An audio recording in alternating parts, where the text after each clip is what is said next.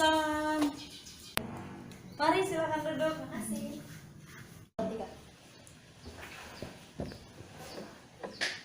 Dengan Mbak Vira ya? Iya, Gimana kabarnya?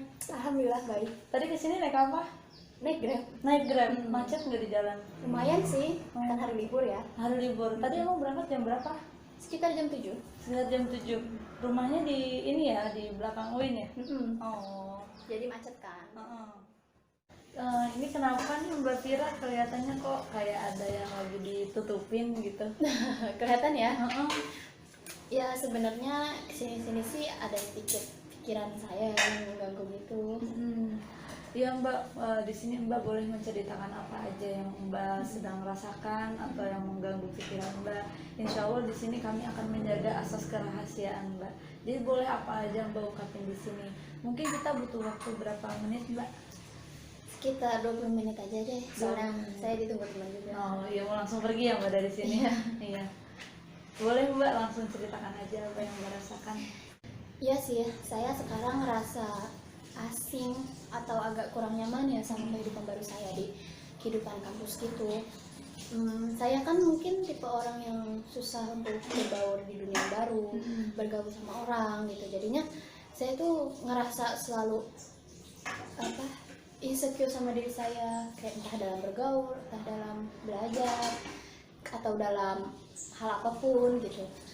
Kayak misalnya saya ada di suatu lingkungan gitu, terus saya melihat lingkungan saya begini-begini, saya tuh selalu berbicara gitu sama diri saya, kayak kok kamu gak bisa gini sih, kok kamu gak bisa gini gitu. Jadi saya selalu berpatokan sama hidup orang lain gitu sih.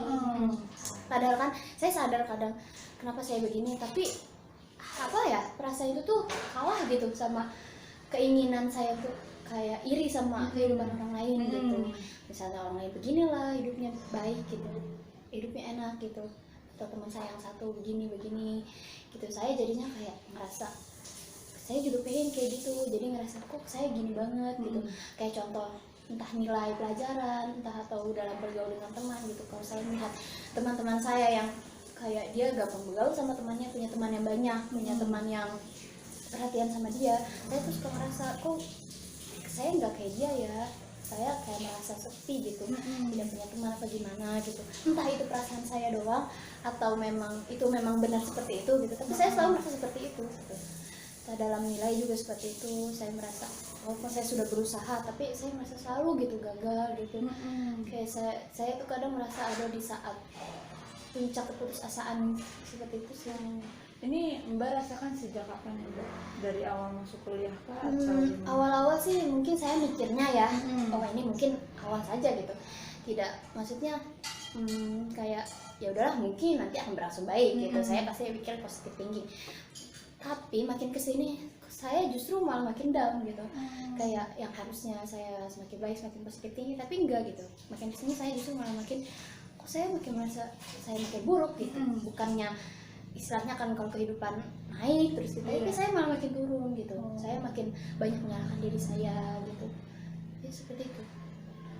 Oh iya, sekarang Mbak merasa diri Mbak nggak ada apa-apanya, Mbak nggak punya siapa-siapa. Sekarang Mbak makin kesini juga makin menurun, makin nggak punya tujuan hidup lah ke depannya seperti apa gitu ya Mbak. Iya benar, jadi saya merasa tidak ada orang yang peduli dengan saya gitu. Jadi saya juga tidak bisa melakukan apa-apa, saya hanya diam gitu. Apalagi saya orangnya tidak bisa mengungkapkan perasaan saya gitu, tidak bisa berbicara saya seperti ini gitu. Jadi saya hanya diam. Itu juga sih yang membuat saya gitu, saya menarik diri gitu. Yang membuat saya juga merasa tidak ada yang peduli dengan saya gitu. Karena ya begitu, saya hanya bisa diam aja gitu. Jadi Mbak sekarang merasa sedih karena Mbak merasa tidak ada yang peduli sama Mbak ya Mbak ya? Udah tidak ada yang peduli, dan saya juga merasa insecure dengan diri saya. Jadi semua itu membuat saya agak putus asa gitu. Putus asa. Mbak boleh bisa diminum dulu mungkin. Makasih. Iya. Iya Mbak, tadi udah saya sampaikan juga ya ke Mbak, mungkin Mbak sedang merasa seperti itu.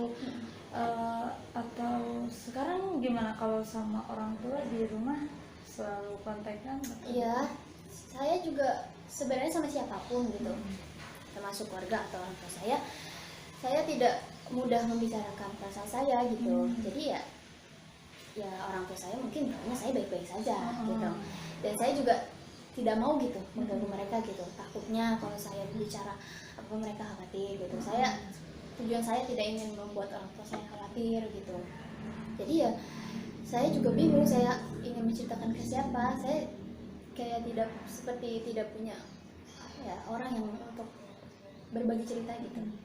Tapi apakah dengan Mbak tidak bercerita karena kekhawatiran Mbak dengan orang tua itu menyebabkan diri Mbak makin merasa tidak ada yang peduli? Iya, bisa sih sebenarnya sedikit. Tapi saya juga sebenarnya tidak bisa menyalahkan orang tua saya gitu. Saya seperti menyalahkan diri saya juga gitu. Kayak mengapa saya tidak mudah bercerita dengan orang gitu. Sedangkan kan mungkin saya bisa mendapatkan solusi gitu dari orang itu. Tapi tetap saja gitu, saya merasa pikiran negatif, tanggapan orang-orang kalau saya cerita itu lebih besar dibandingkan saya harus cerita nih karena nanti saya seperti ini. Tapi justru pikiran saya kalau saya cerita nanti begini itu lebih besar gitu, dibandingkan saya justru bercerita. Jadinya untuk kesekian kalinya saya pendam lagi. Nah, Mbak pernah nggak merasa semakin Mbak menarik diri dari lingkungan, Mbak merasa tidak ada yang peduli lagi sama Mbak? Apakah Mbak pernah melakukan hal-hal yang negatif yang menyakiti diri Mbak atau bagaimana?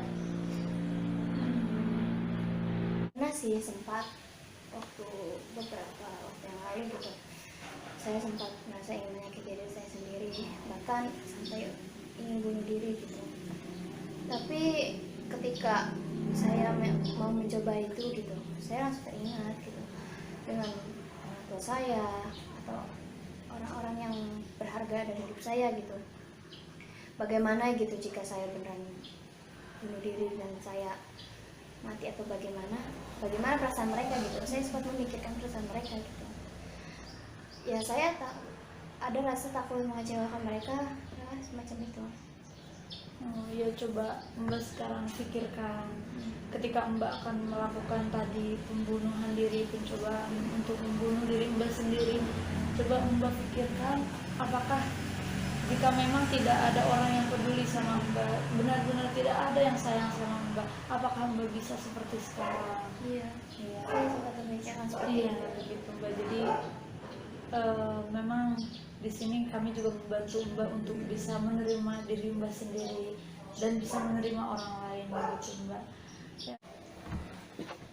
Ya mungkin Mbak kedepannya juga bisa lebih membuka diri Mbak, agar mengurangi lah rasa tidak percaya diri di diri Mbak, dan mungkin dari situ kalau Mbak sudah mencoba untuk membuka diri, Mbak bisa lebih merasa ada yang peduli diri Mbak gitu. Gimana sekarang Mbak perasaannya setelah bercerita? Ya sedikit-sedikit sih saya mulai lega, mulai yang tadinya saya banyak kayak merasa sesak gitu. Ya perlahan-lahan saya merasa lega karena saya bercerita juga ya. Gitu.